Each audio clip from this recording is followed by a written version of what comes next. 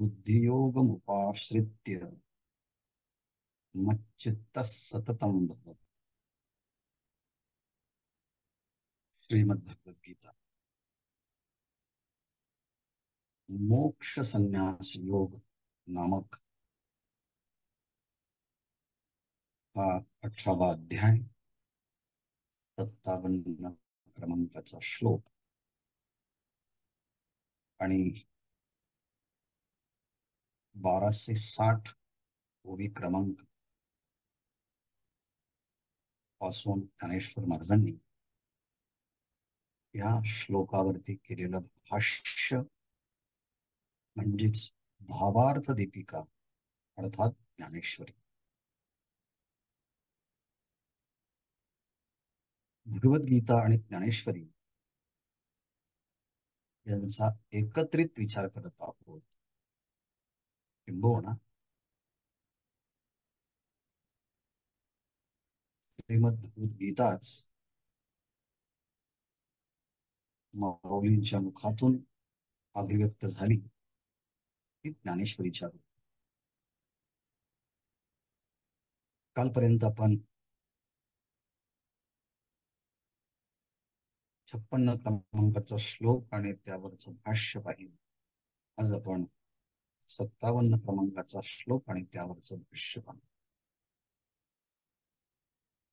सर्व कर्माणि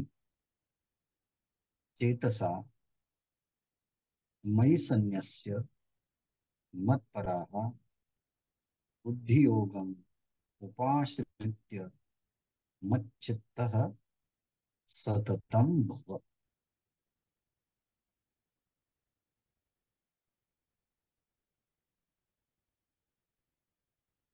निष्काम कर्म ही भगवंताची एक प्रकारची अभ्यर्चना म्हणजे भक्ती आहे. आणि ह्या भक्तीच्या द्वारे ज्ञान लक्षण योग्यता रूपी सिद्धी प्राप्त होते. आणि त्यानंतर ज्ञान निष्ठा प्राप्त झाल्यानंतर मोक्ष फल प्राप्त होतं. याप्रमाणे ह्या कर्माचाच परिणाम भक्ती योगामध्ये कसा होतो याची स्तुती करत करत या गीता शास्त्राचा उपसंहार करायचा आहे. आणि त्याचबरोबर गीता शास्त्राच्या अर्थाच्या विषयी एक निश्चित दार्ढ्य उत्पन्न करायचं आहे. यासाठी भगवंताने सांगितलं की मत प्रसादात शाश्वतम अव्ययम पदम अवाप्नोत. भगवंताची कर्माने पूजा करत असताना, त्याचा आश्रय केला असताना भगवंताच्या कृपेने शाश्वत आणि अव्यय पदाची प्राप्ती होते. पण मग भगवंताच्या तो कृपा प्रसादाचं महात्म्य काय आहे, त्याच्या अनुष्ठानासाठी आपण कशा प्रकारे प्रयत्न केला पाहिजे, त्याचा विचार ह्या प्रस्तुतच्या श्लोकामध्ये भगवान प्रगट करतात. सर्व कर्माणि चेतसा मयि संन्यस्य. सर्व कर्माणि नित्य, नैमित्तिक, काम्य, हे विहित कर्म. आणि कदाचित मागे म्हटल्याप्रमाणे सर्व कर्म म्हणताना कधी निषेधात्मक कर्मही जर घडलं असेल, अशा अर्थानं सर्व कर्म किंवा कायिक, वाचिक, मानसिक या अर्थाने सर्व कर्म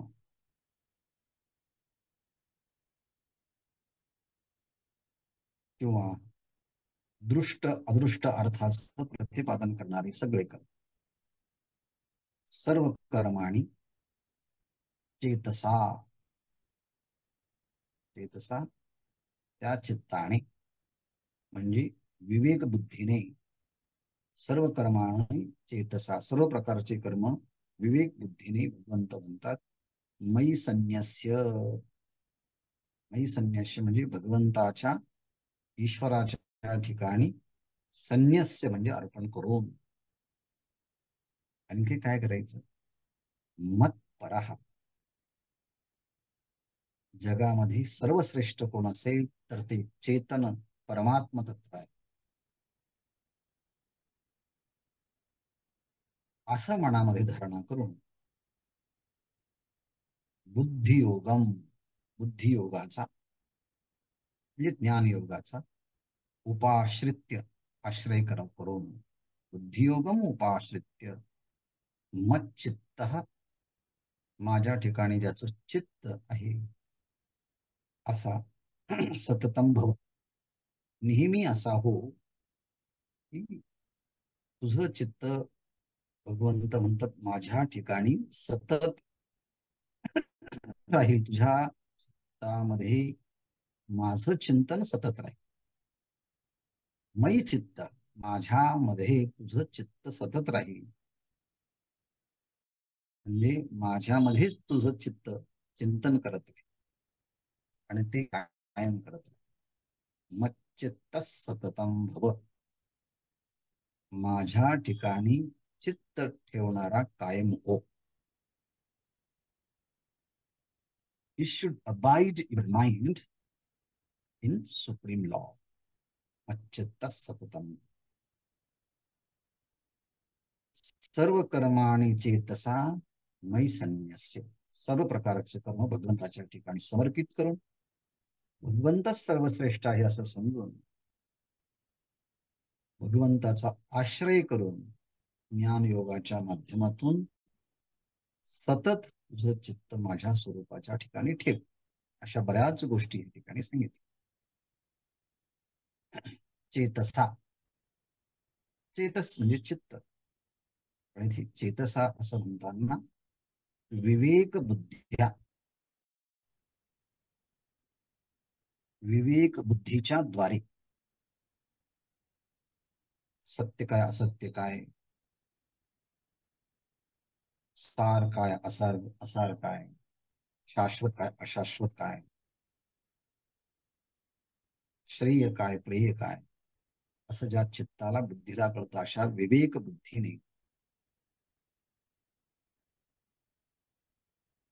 सर्व कर्मांनी सर्व प्रकारचे कर्म म्हणजे दृष्टादृष्टार्थानी दृष्ट म्हणजे इहलोकात फल प्राप्त करून देणारे अदृष्ट म्हणजे परलोकामध्ये फल प्राप्त करून किंवा दृष्ट शब्दाचा अर्थ आहे जीवनमुक्तीचं फल प्राप्त करून देणार. अदृष्ट म्हणजे विधेय मुक्तीचं फल प्राप्त करून देणार.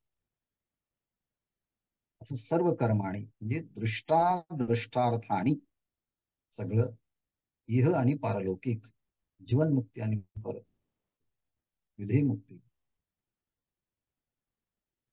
असं जे आहे दृष्टादृष्टाने सर्व कर्माणी मयी ईश्वरे माझ्या ठिकाणी म्हणजे ईश्वराच्या ठिकाणी भगवंताने आपल्याकडे हात करताना मी म्हणजे केवळ ह्या देहापुरता नाही तर संपूर्ण सृष्टीचं संचलन करण्याचं ईक्षण करण्याचं सामर्थ्य ज्याच्याकडे आहे असा मयी म्हणजे ईश्वरे त्या ईश्वराच्या ठिकाणी संन्यस्य ते सर्व कर्म भगवंताला समर्पित करून यत करोषि यदश्नासी यज्जुहोषि ददासी यत यत तपस्यसी कौंतेय तत्पुरुष्व मदर्पणम असं जे 9व्या अध्यायामध्ये सांगितलं. इति उक्त न्यायेन असं 9व्या अध्यायामध्ये प्रतिपादन केलं त्याप्रमाणे सर्व कर्म भगवंताच्या ठिकाणी समर्पित करायचे आणि मत परा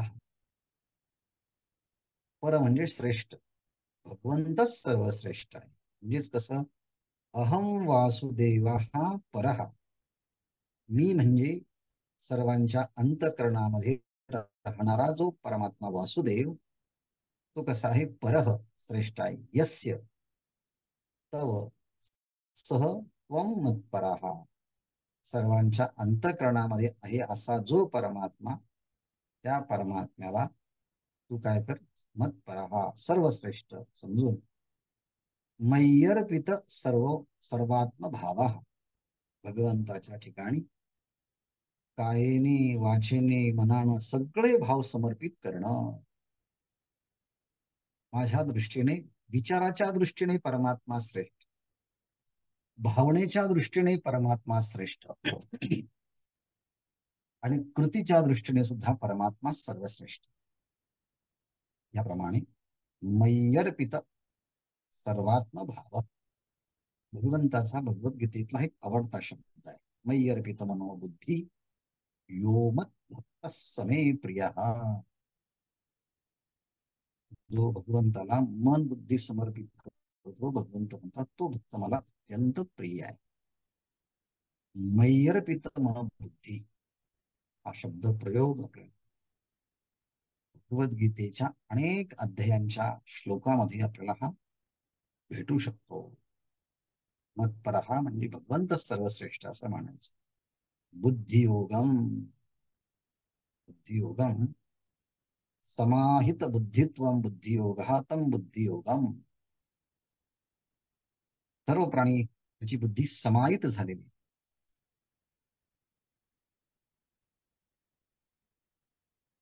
समत्व ज्या बुद्धीमध्ये आलेलं आहे, सगळीकडे परमात्मा हा व्यापून भरलेला आहे, असा समाहित बुद्धीचा जो आहे, असा बुद्धियोगम तम बुद्धियोगम उपाश्रित्य, अशा बुद्धियोगाचा उपाश्रय म्हणजे आश्रय करून, कसा, अनन्य शरणत्वम, अनन्य भावाने त्या परमात्म्याला शरण जाऊन, मच्चित्ता, मच्चित्ता म्हणजे मयि एवं चित्तम यस्य, मयि एवं चित्तम यस्य, माझ्यामध्येच ज्याचं चित्त आहे, सहा, असा तो, त्वं मयि, मयि चित्तः, असा तू माझ्या ठिकाणी चित्त ठेवणारा, सततम सर्वदा भव, नेहमी तुझं चित्त माझ्या ठिकाणी ठेव.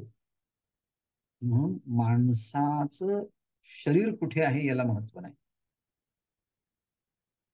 त्याचं चित्तामध्ये चिंतन कशाचं आहे त्यावरून त्या व्यक्तीचं व्यक्तिमत्व ठरत असतं. म्हणजे 24 तासामध्ये कोणत्या विचाराचं चिंतन मनामध्ये आहे त्यानुसार त्या व्यक्तीचं खऱ्या अर्थाने त्या व्यक्तीचं व्यक्तिमत्व हे फरत असतं, कळत असतं, अभिव्यक्त होत असतं, समजत असतं. आणि म्हणून शरीराने प्रारब्ध वशामध्ये सगळ्या स्तरामध्ये कार्य करावं, पण मन मात्र भगवंताच्या स्वरूपामध्ये ठेवूनच सगळं कार्य. मन हे गोविंदी देह काम करियो. संतांचं आणि आपलं हाच मुख्य फरक आहे. संत प्रारब्ध वशामध्ये वेगवेगळ्या वर्णाश्रमात राहत जरी असले, पण सगळ्यांचं चित्त मात्र भगवंताच्या स्वरूपामध्ये गुंतलेलं. तुमचं आमचं जीवन संतांच्या पेक्षा वेगळं आहे. म्हणजे काय वेगळं आहे? तुम्ही आम्ही बसलेलो असतो एका ठिकाणी, पण चित्त मात्र मात्र हिंडतय, फिरतय, भ्रमंती करत आहे दाही दिशा. संत भ्रमंती करतात दाही दिशामध्ये, चित्त असतं भगवंताचे. पण भगवंताचीच इच्छा आहे, मयि चित्तम सततम भव, मयि चित्ताः, चित्ताः मयि सततम भव, चित्त जे आहे माझ्या स्वरूपाच्या ठिकाणी ठेवून सतत चिंतन कर. असा हा भगवत पूज्यपाद आचार्य श्री शंकराचार्यजी महाराज यांनी केलेला भाष्याचा विचार, म्हणजे शंकर भाष्य किंवा गीता भाष्य त्याला म्हणतो, त्या पद्धतीचा हा विचार आहे. चेतसा सर्व कर्माणि मयि संन्यस्य मत्परः बुद्धियोगम उपाश्रित्य मच्चित्त सततम भव. यावरती ज्ञानेश्वर महाराजांनी केलेला जो मराठीतलं भाष्य ते आपण पाहणार आहोत. आता पाहिलं मूळ संस्कृत श्लोकावरती संस्कृत भाषेमध्ये भगवत पूज्यपाद आचार्यांनी केलेलं भाष्य आपण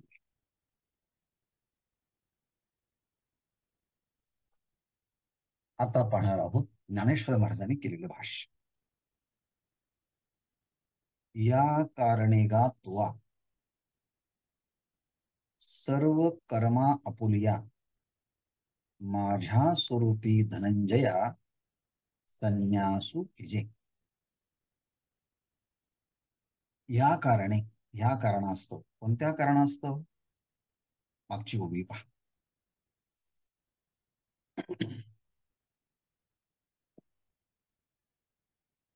मागची उभी काय आहे? किंबहुना पंडसुता मज आत्मयाची प्रसन्नता लाहे. भगवंत म्हणतो अर्जुनारे काय सांगावं? माझी म्हणजे आत्मस्वरूपाची प्रसन्नता ज्या साधकाने प्राप्त करून घेतली किंवा जो प्राप्त करून घेतो त्याने न प्राप्त केलेला असा महत्वाचा लाभ ह्या जगात कोणता बरं?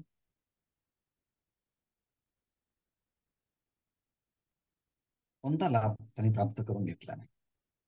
हाच अर्थ वेगळ्या पद्धतीने म्हणता येईल. त्याने जगातातला सर्वश्रेष्ठ लाभ त्याने प्राप्त करून घेतला की ज्याला आत्मस्वरूपाची प्रसन्नता लाभ. He is contented within. He does not need anything for his satisfaction, for his happiness, for his bliss. He is happy within without any reason, without any cause. अशी आत्म्याची प्रसन्नता जर ज्याला प्राप्त झाली, मग सांगा बरं जगामध्ये ज्याने असा कोणता लाभ प्राप्त करून घेतला नाही? हो, ही आत्म्याची प्रसन्नता ज्याला लाभली त्याने जगातला सगळ्यात मोठा लाभ प्राप्त करून घेतला. यल्लाभानापरो लाभम यत् परान्न परसुखम. याच्या लाभा व्यतिरिक्त मोठा लाभ आणि सुख नाही. भगवंताने असं असल्या कारणाने, ह्या कारणास्तव तुवा तुवा म्हणजे तू. कोण तू? तुवा धनंजया. धनंजया शब्द खालच्या ओळीत आहे. ह्या कारणे का तुवा धनंजया सर्व कर्मा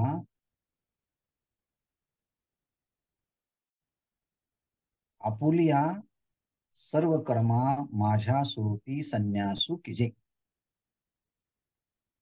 अरे बाबा अर्जुना,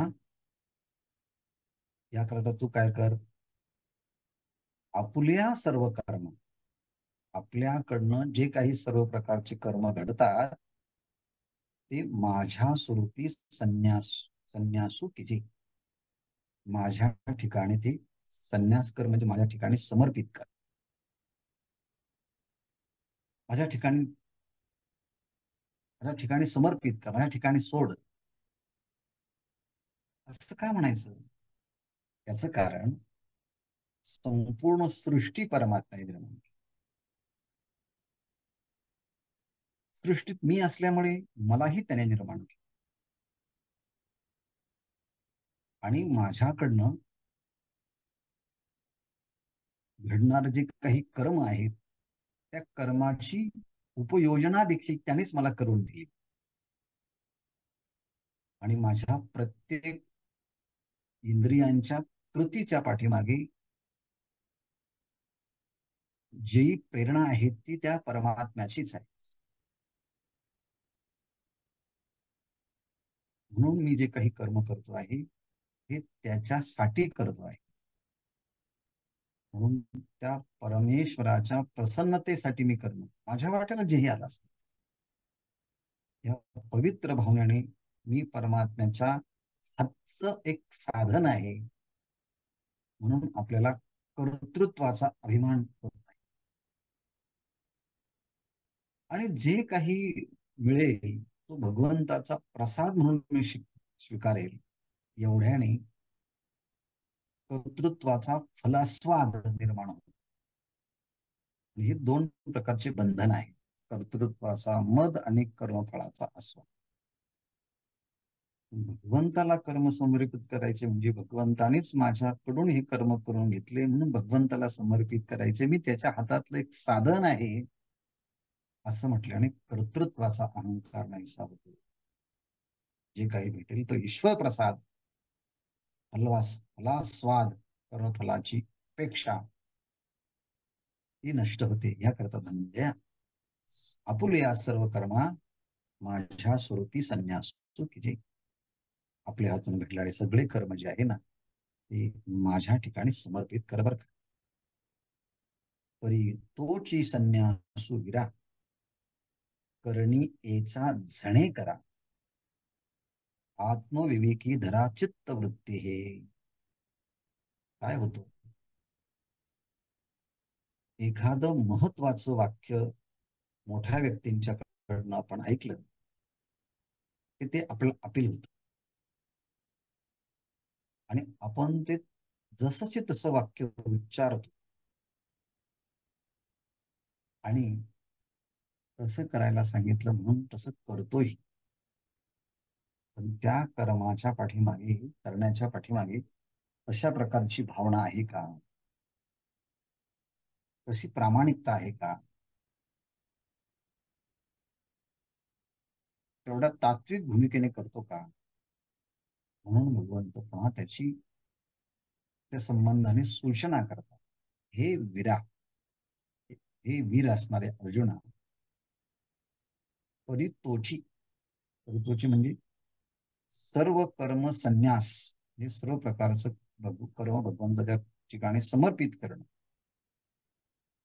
तोच संन्यास म्हणजे कर्म भगवंताच्या ठिकाणी समर्पित करणं, तो करणीयेचा झणे करा. तू जे करतो आहे ना त्यामध्ये कदाचित झणे, कदाचित वरवर करायचं म्हणून तू करशील, तसं करू नको. करणीयाचा झणे करायचं म्हणून काहीतरी तू करशील तसं तसं करू नको. मग काय कर, हे चित्तवृत्ती आत्मविवेकी धरा. असं वरवर कर्म न करता वरपंगीपणा त्यामध्ये नको आहे.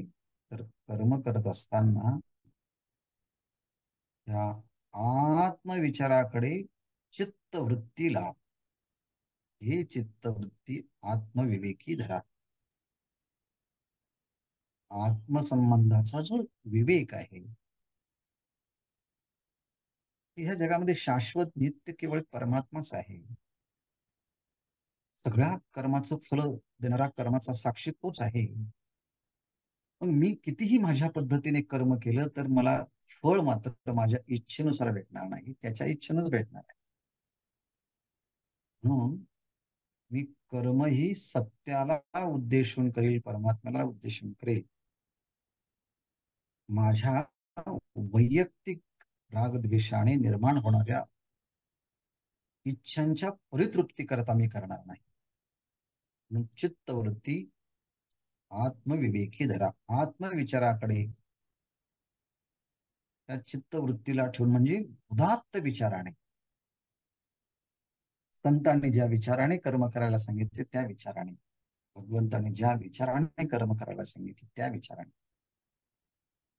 आपण कर्म करतो, कृती करतो. पण आपल्या विचाराच्या पाठीमागे आपला राग तरी असतो, द्वेष तरी असतो, आपली इच्छा तरी असते. परंतु आपल्या कर्माच्या पाठीमाग प्रेरणा ही भगवंताची असावी, शास्त्राची असावी, महापुरुषांची असावी. मग त्या कर्माला एक प्रकारची प्रामाणिकता येते, त्या कर्माला शास्त्राचं स्वरूप प्राप्त होतं. म्हणून आत्मविवेकी हे चित्तवृत्ती धरा.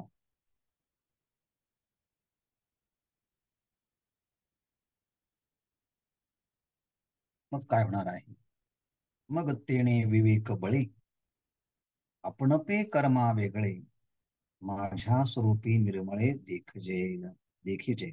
मग पहा, आत्मस्वरूपाच्या ठिकाणी चित्तवृत्ती विवेकाने कारण करायची.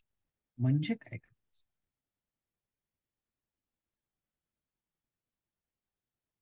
हा, जे काही कर्म घडतं ते कोणाच्याकडे? प्रकृतीच्या, देहाच्याकडे, इंद्रियांच्याकडे. सगळं कर्म इंद्रियाच्याकडे. परंतु ह्या कर्माच्या पाठीमाग ज्याची प्रेरणा आहे असा भगवंत, तो काहीच करत नाही. पण त्या परमात्म्याच्या उपस्थितीमध्ये, just by his presence,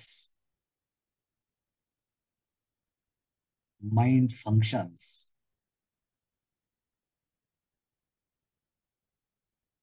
Intellect functions very well. All sense organs and actions organs are functioning smoothly in their own field. म्हणजेच इंद्रिय आपापल्या विषयांच्या मध्ये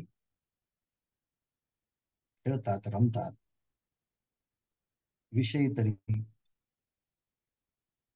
पंचमहाभूतांचेच आहे, इंद्रिय तरी पंचमहाभूताचेच आहे, ते गुणांचेच आहे. म्हणजे गुणच गुणांच्या ठिकाणी कार्यरत आहे. पण गुणांच्या पाठीमागे असणारा आत्मा मात्र या सगळ्यांपेक्षा वेगळा आहे. तो आत्मा मी आहे. तो आत्मा मी आहे. आणि आत्मा कोणतंही क्रिया करत नाही, परंतु त्याच्या उपस्थितीमध्ये सगळं घडतं. असा विवेक ठेवून तेने विवेक बळे, असा विवेक सातत्याने आपण केला तर त्या विवेकाला एक प्रकारचं बळ प्राप्त होतं, सामर्थ्य प्राप्त होतं. तो विवेक कृतिशील होतो. त्या विवेकाला प्रत्यक्ष अनुभूतीमध्ये उतरविता येत. अन्यथा तशा प्रकारच्या विवेकाची चर्चा आपण तात्पुरती करू शकतो, पण त्याचं इम्प्लिमेंटेशन करता येत नाही, कारण तेवढं त्या विवेकाच्या मध्ये बळ नसतं. म्हणून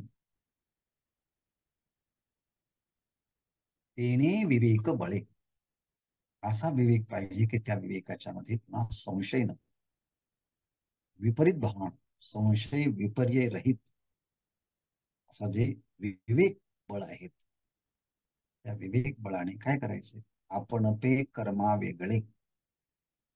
आपण पे म्हणजे आपला स्वतःला, स्वतःला म्हणजे माझं स्वतःचं खरं स्वरूप जे आत्मा आहे, त्या तो आत्मा, मी आत्मा असा आहे. कर्मा वेगळा, कर्मापेक्षा वेगळा आहे. अशा प्रकारे माझ्या स्वरूपी निर्मळे देखिजे, आणि कर्मापेक्षा वेगळा आहे अशा स्वरूपाने माझ्या व्यापक स्वरूपाशी अभिन्नत्वाने अर्जुना पहा. माझ्या स्वरूपी निर्मळे देखील, माझ्या स्वरूपाच्या ठिकाणी म्हणजे आत्मस्वरूपाच्या ठिकाणी कोणताही मळ नाही. हा व्यापक असणारा जे आत्मतत्व, ब्रह्मतत्व आहे, अशा अनुभूतीने तो अनुभवशील, देखिजेल म्हणजे अनुभविजेल. कर्म कशाने घडत आहे? कर्म तर प्रकृतीच्या द्वारे घडत आहे. आणि कर्माची जन्मभोय प्रकृती जे का आहे ते आपणयाहुनी बहुवे देखसी दुरी. या कर्माची जन्मभोय, जे काही कर्म घडतं त्या कर्माची जन्मभूमी कोण असेल तर ती प्रकृती आहे. कर्माची जन्मभोय जे प्रकृती का आहे. कर्माला कारण कोण असेल तर ही प्रकृती आहे. अविद्या आहे, काम आहे, कर्म आहे, वासना आहे. आणि ह्या सगळ्यांच्या पेक्षा, त्या प्रकृतीच्या पेक्षा ती प्रकृती आपल्या आत्मस्वरूपाच्या पासून फार वेगळे आहे. म्हणजे प्रकृतीचे गुणधर्म वेगळे आणि आत्म्याचे गुणधर्म वेगळे. सत चित हे आनंद स्वरूप आत्म्याचे आहेत, असत जड दुःखरूपता ही प्रकृतीची आहे. त्याची सत्ता वेगळी आहे. आत्म्याची सत्ता परमार्थिक आहे, सत्ता कल्पित आहे, प्रातिभाषिक. असा मी जो आहे आत्मा, तो सच्चित आनंद स्वरूप आहे, व्यापक स्वरूप आहे आणि प्रकृतीमध्ये ती परिच्छिन्न आहे. ती दृश्य आहेत, ती विकारी आहे, ती विनाशी आहे. जे आपण याहून भव्य देखसी दुरी, त्या आपल्या आत्मस्वरूपावरून स्वरूपापासून या प्रकृतीला बहुवे दुरी देखशी. माझ्या स्वरूपापासून म्हणजे चेतन स्वरूपापासून ही प्रकृती जड आहे, असं दुःख रूप आहे, विनाशशील आहे.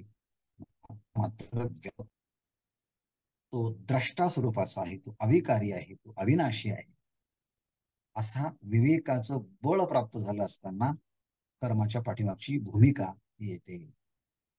तेच प्रकृती आपण पया वेगळी नुरे धनंजया, रूपे विनका छाया जयापुरी. हो म्हटले, आता असं करता करता त्या प्रकृतीला आपण पाहतो, परंतु प्रकृती असं जड दुःखरूप अशी आहे, जड आहेत. आणि ह्या प्रकृतीला स्वतःचं अस्तित्व नाही. पण मिथ्या वस्तूला अधिष्ठान सत्य परमात्म्याचं असल्याशिवाय मिथ्या वस्तूला भासता येत, प्रतीला येता येत नाही. म्हणून ती प्रकृती जी आहे ती कशी आहेत म्हटले, प्रकृती आपण अपया वेगळी नुरे. त्या प्रकृतीचा विचार करत असताना प्रकृतीचं जड प्रकृतीला स्वतंत्र आपल्याशिवाय अस्तित्व नाही. माझ्या सत्तेवर ती प्रकृती आधारित आहे.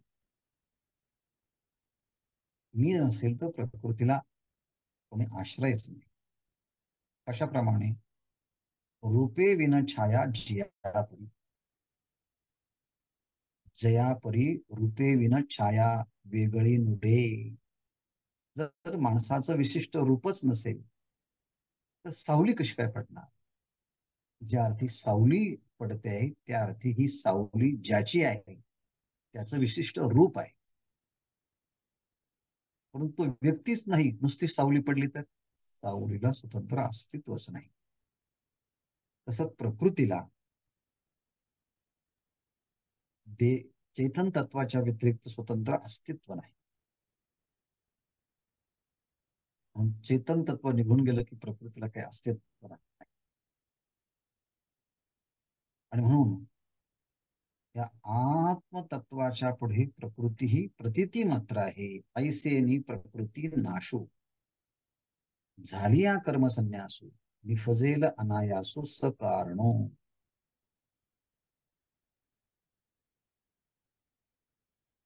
म्हटले, ऐसेनी प्रकृती नाशू झाली या.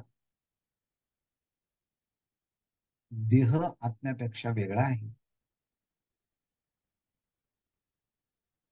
देह असत जड दुःखरूप आहे, आत्मा सच्चित आनंद स्वरूप आहे. पण ह्या प्रकृतीला स्वतंत्र अस्तित्व नाही. ती दोरी दोरी रूपाने नाही कळालं की दोरी सर्व रूपाने दिसते.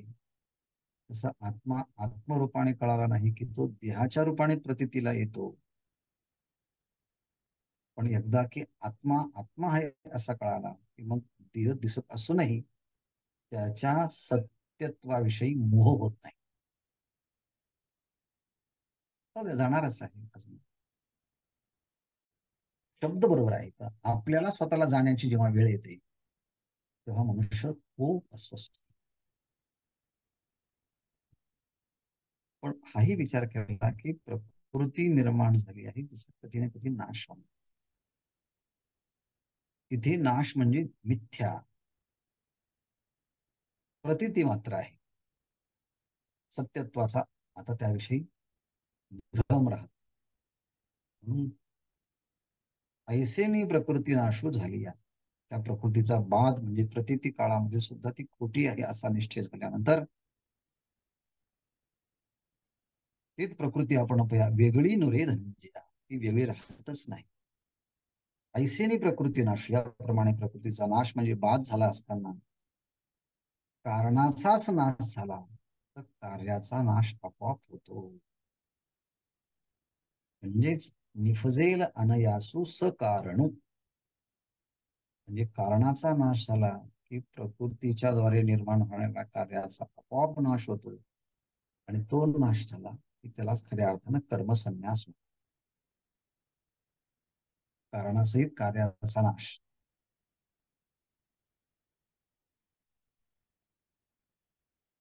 तेव्हा खऱ्या अर्थानं हा कर्मसन्यास घडतो. मग कर्म जात गेली या, मी आत्मावरी आपण पया, तेथ बुद्धी घापे करुनिया पतिव्रता.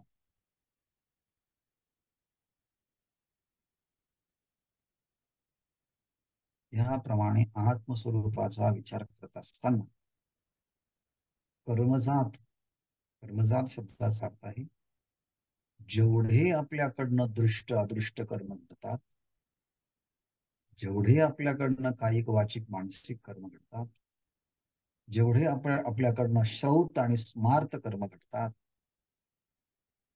किंवा लौकिक अलौकिक कर्म घडतात, ते गेली या. आता प्रकृती मिथ्या झाली, मग प्रकृतीच्या द्वारे घडणारे कर्म कसे काय सत्य राहतील आणि कर्मच राहणार नाही तर म्हणजे कर्मसन्यास सत्य.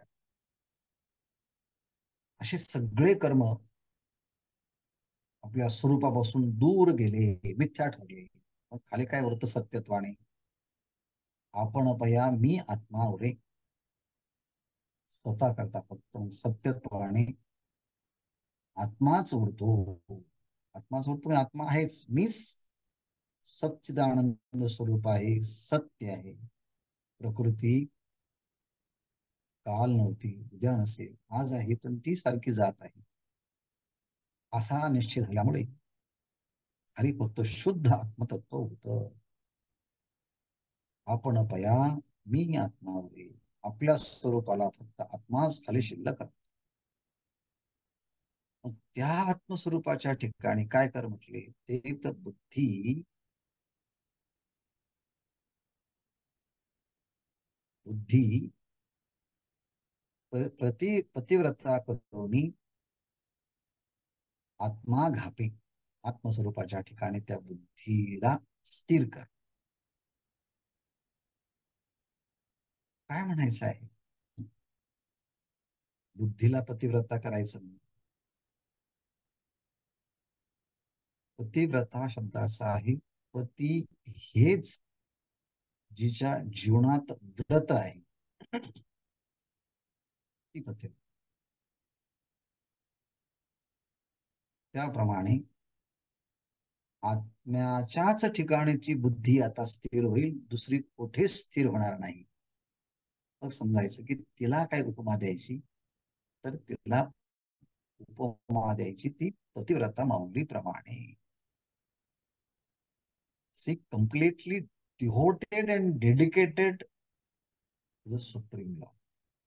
आणि हे खरं बुद्धीचं सर्वश्रेष्ठ वैभव आहे. यस्ये रमणी, यस्ये रमते चित्तम नंदती नंदती नंदते, ज्या आत्मस्वरूपाच्या ठिकाणी बुद्धी रमते ते खरं सर्वश्रेष्ठ चित्त आहे. ह्याप्रमाणे पतिव्रता स्त्री आपल्या पतीच्या ठिकाणी जाऊन स्थिरावते, तशी ज्या बुद्धीमध्ये आता तमोगुण नाही, रजगुण नाही, केवळ सत्वगुण आहे, आणि सत्वालाही टाकून सत्वातीत असणाऱ्या ठिकाणी आत्मस्वरूपाच्या ठिकाणी बुद्धी तदाकार होते, चिंतन करते, दुसरीकडे बुद्धी जात नाही. त्याप्रमाणे बुद्धी अनन्य होणे, बुद्धी अनन्य येणे योगे, अशा प्रकारे विचाराच्या साह्याने प्रकृतीपेक्षा आत्मा हा वेगळा आहे. सर्व कर्मांची जन्मभूमी ही प्रकृती आहे. त्या प्रकृती आणि प्रकृती कार्याचे स्वरूप माझ्या स्वरूपापासून खूप वेगळे आहे. त्या प्रकृतीला स्वतंत्र अस्तित्वच नाही. असं रूपाशिवाय छायेला अस्तित्व नाही. म्हणून त्या प्रकृती जरी दिसत असली तरी ती खोटी आहे, मिथ्या आहे, प्रतीती मात्र आहे. प्रकृतीला मिथ्या ठरवलं की त्यापासून निर्माण होणारे कर्माला काय सत्यता म्हणता येईल का? मग बुद्धीच्या प्रकृतीच्या प्रकृतीरूपी कारणासहित कार्यरूपी कर्माचाही संन्यास आपोआप परमात्म्याच्या ठिकाणी. याप्रमाणे अविद्यासहित कर्म गेल्यानंतर खाली मी आत्मरूपाने उरतो आणि त्या ठिकाणी बुद्धी आत्मस्वरूपाच्या ठिकाणी पतिव्रता या भूमिकेने आत्मतच्चिंतनम तत्कथनम याप्रमाणे बुद्धीने त्या चैतन्य तत्वाचं चिंतन केलं, मनन केलं तर वेगळं अस्तित्व राहत नाही. याला म्हणतात बुद्धी येणे योगे अनन्य. अशा प्रकारे या विचाराच्या साह्यानं, या विवेक बळाच्या साह्यानं बुद्धी आता अन्य विषयाच्या ठिकाणी रमत नाही, गॉसिपिंग करत नाही. अननेसेसरी त्या सामान्य चर्चेमध्ये ते मन रमत. ज्या काल चर्चा केल्या, त्या परवा केल्या, त्या महिन्यापूर्वी केल्या, त्याच पुन्हा आज करायच्या आहे. जी कृती 10 वर्षापासून करतो तीच कृती आज करायची. कधीतरी त्याच्या सगळ्या गोष्टीचा कंटाळ येऊन शांत अंतर्मुख होऊन मौन अवस्थेमध्ये राहणं, सर्व व्यापक अस्तित्वामध्ये आपलं अस्तित्व समर्पित करून बस स्वतंत्र आपल्या अस्तित्वाचे प्रतिबिंबच राहू द्यायचे नाही. केवळ त्या बुद्धीला त्या चैतन्य स्वरूपाच्या पेक्षा वेगळ्या ठिकाणी जाण्याची काही संधीच उपलब्ध होऊ नये. येणे योगी बुद्धी अनन्य मज माझी जै रे. अशी बुद्धी अनन्य हो. मज माझी म्हणजे परमात्म्याच्या स्वरूपाच्या ठिकाणी जै रिघे. जेव्हा बुद्धी त्या स्वरूपाच्या ठिकाणी प्रवेश करते तेव्हा काय होतं? तै चित्त चैत्य त्यागे मातेची भजे. बघा, तै तेव्हा चैत्य त्यागे चित्त मातेची भजे. तेव्हा त्या चित्तामध्ये काय आहे? विषयाच्या शब्द स्पर्श रूप रस गंधाच्या संबंधाचं चिंतन घडतं, तेव्हा त्याला चैत्य म्हणायचं.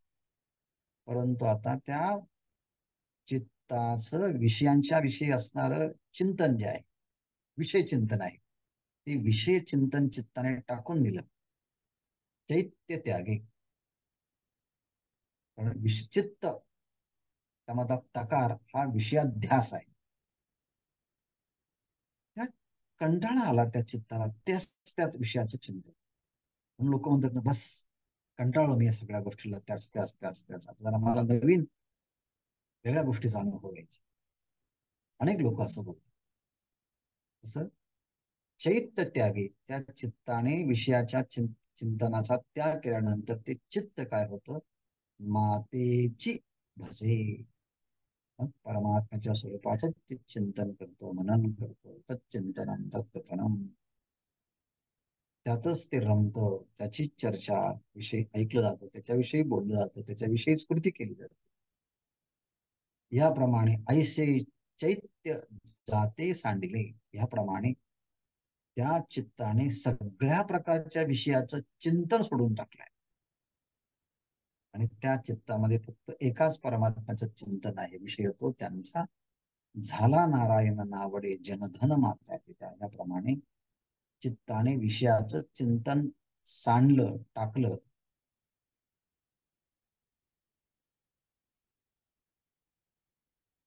आता ते चित्त कसं झालंय म्हटले, चैत्य जाते सांडिले. सगळ्या प्रकारचं चिंतन विषयाचं सोडून दिल्यानंतर त्या चिंतनाने सोडून दिलं आहे त्याला. अगोदर ते चित्त चिंतन करत होतं म्हणून ते विषय तिथे यायचे, पण आता हा चित्त कोणत्याच विषयाचं चिंतन करत नाही.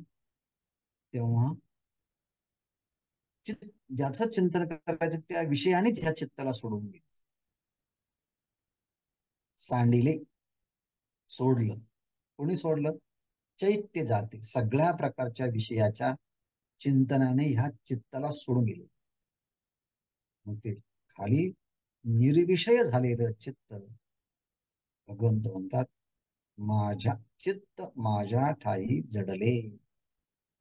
तर मग ते चित्त ध्यानाच्या माध्यमातून असो, ज्ञानाच्या माध्यमातून असो, कर्मयोगाच्या माध्यमातून असो, ते परमात्मा स्वरूपाच्या ठिकाणी ते तदाकार झाले, जडले. आणि त्यामुळे हाके तैसे वहिले सर्वदा करी. म्हणून चित्त माझ्या ठाई जडले याप्रमाणे हाके तैसे वहिले सर्वदा करी. आता ते चित्त माझ्या स्वरूपाच्या ठिकाणी जडलं ना, म्हणून माझ्या स्वरूपाच्या ठिकाणी ते चित्त जडेल अशाच प्रकारचे उपाय सुद्धा पुढे पुढे साधकांनी करत जावे. सर्वदा तैसे वहिले ठाके. चित्त जे आहे ते माझ्या उपायांच्या द्वारे भगवंताच्याच ठिकाणी जडून राहील, असेच उपाय साधकांनी केले.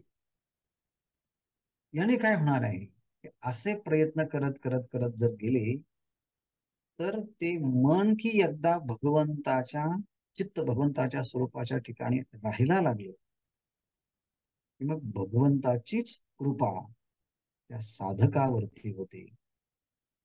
आणि एकदा की भगवत कृपा झाली की भगवत कृपेने मोठमोठ्या संकटातून तो साधक सहज तरून जातो. हे भगवंतांनी सांगितलेल्या वाक्याचं अनुष्ठान करावं. आणि जर हे अहंकाराच्या मुळे, हे असं कुठं असतं का, असं म्हणून अहंकाराच्या मुळे ह्या वाक्याला कोणी ऐकणार नाही, श्रवण करणार नाही, तिरस्कार करेल, तर शेवटी त्याचा नाश हा ठरलेलाच आहे. असा आशयाचं चिंतन पुढच्या श्लोकामध्ये येणार आहे. ते आपण क्रमाने उद्यापासून.